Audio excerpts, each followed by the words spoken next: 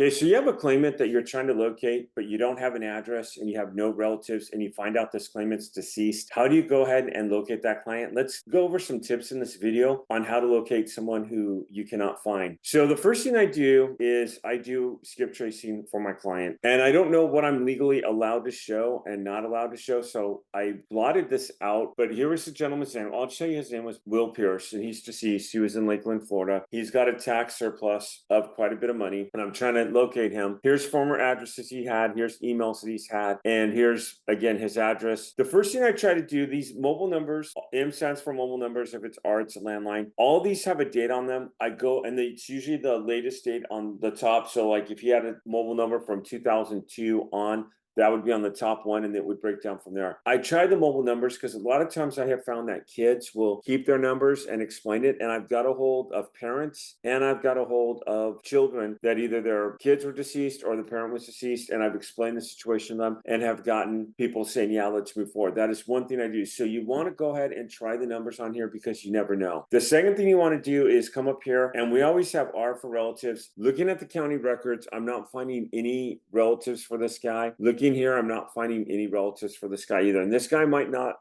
be found. It might be where he just can't be found and this money's going to sit or get escheated back to the government. It's about 10 grand. It's just over 10,000. Actually, I'm sorry, it's 14,000 that I'd be looking. And this much of a deal, if I work this hard for the deal, if I get a hold of a family member and they say, yeah, David, let's go and move forward, I would ask for 50%. Based on all the work I'm doing, I'm going to have a summary of administration. I'm going to have other forms here. I'm going to have this notarized, go through possibly probate, maybe even involve my attorney on this. It's going to be a lot more work. So very few cases do I ask for more than half. I would ask for half, but I would also ask for additional attorney fees to be taken out. I would offer my attorney probably about $1,500 of this plus 5% of what I make. My attorney should be happy with that. He's gotten plenty of deals for me. You can go ahead and look at social media. You could look at, another thing you could do is you can go on social media and look at there. So look at the guy in Florida, see if you can find any information on him. Maybe he has an old Facebook page. Generally, people that are older, I find that they're on Facebook more than Instagram, or they're on LinkedIn. The problem about LinkedIn is people are generally either really hot or cold on it, meaning some people don't check their LinkedIn, but every 2 or 3 years, other people are on it all the time. If they have any accounts at all, it's generally a Facebook account. Most older people that I know don't have a TikTok. The other thing I would say is there's a lot of good sites like Ancestry.com, Legacy.com. A lot of them will have information where you could look up the obituaries, and you could even go to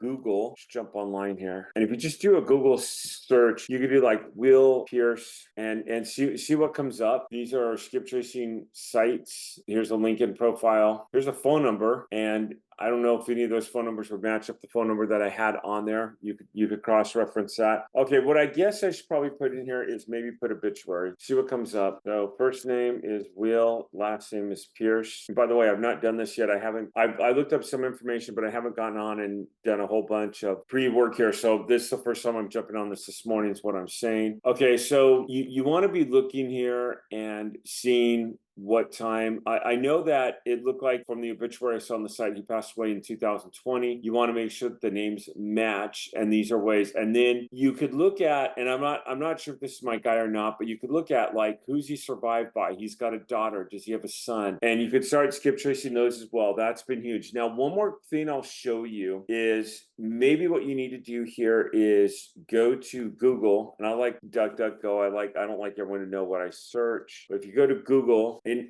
I know this is going to sound like a little bit of a conspiracy theory, and I'm probably getting off here. You cannot tell me that your iPhone doesn't pick up what you're saying. So I was running a commercial building a few years ago, and I mentioned that I wanted to get a security camera to somebody, and I never had gotten any security camera advertisements before. All of a sudden, my inboxes, my Facebook accounts, all started getting security cameras, commercial security cameras. It was freaky. And there's other things I've mentioned in conversations with people, and all of a sudden I start getting advertisements on it. So DuckDuckGo, not that I'm here to promote them, they tend to be a little more privacy, but there are times I go to Google. I mean, I don't care about this. You can go to an advanced search, and maybe this exact words, maybe I want to do Will Pierce obituary in Florida. You could do the dates if you want to come in here and do like the last update. Now, this was back like 4 years ago, so I'm not going to do any dates here, but a lot of times if I'm looking for something and I know the person recently passed, like I might do it like within the past month, past year, something like that. This is more for an advanced search that Google has. And again, to get here, I just went to google.com. A lot lot of you have probably Google as a search engine, and then you just go to settings. And then what I did is I just went to advanced search to get here. And then at this point, I'm going to go ahead and click search. Okay, let's try this a little bit more. Let's try Will Pierce, Lakeland, Florida obituary. See what comes up. Okay, here, this gives me a lot more. You get a lot of legacy.com. You get a lot of information on here. Okay, so another thing I've done that has helped me out a lot is I have called either like the home they were in, maybe they were in a convalescent home or something like that. I'll call them. The Memorial Hospital, the Memorial Center, whoever had the funeral, I'll call them as well. And I've had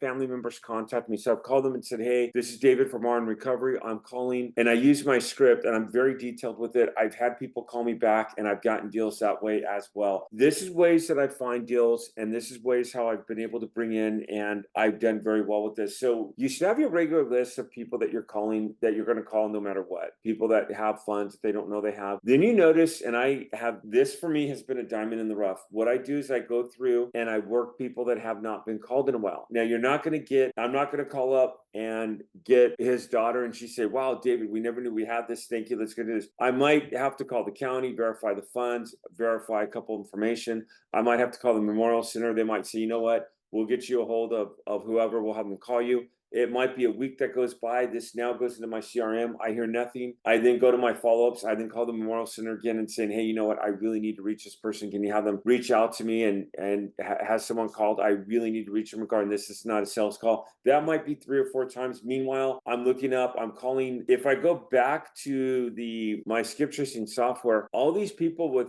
A's knew who he was. Okay, I might call all 17 of these people. Well, there's 17, 18, 19, 20, 21, 22. I might call all 22 of these people and just say, hey, I'm looking for this guy. Again, this is where it's a little more legwork in the business than just getting a hold of somebody. And this is what people don't work, and this is where the money's at. People always say, if you want to make money, you have to be willing to do something that other people aren't willing to do. No one taught me how to do this. I just started doing it, and I've done very well. And I've called people that get foreclosed on, like today on June 10th, 2024. I'll call people and they'll say, you know what, David, yeah, let's move forward. I've got plenty of those deals. Maybe that's your market. Finding your market, sticking to it, and moving forward is important. Knowing how to get a hold of people and how to skip tracing people is also important. Hey, everyone, I hope this video helps. Do me a favor, give me a like, subscribe to my channel if you haven't. I'll definitely see you around.